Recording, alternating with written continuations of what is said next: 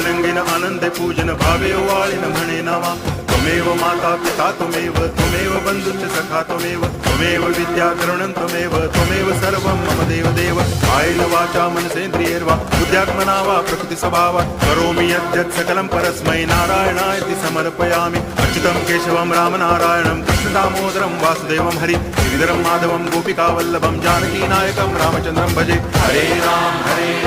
Ram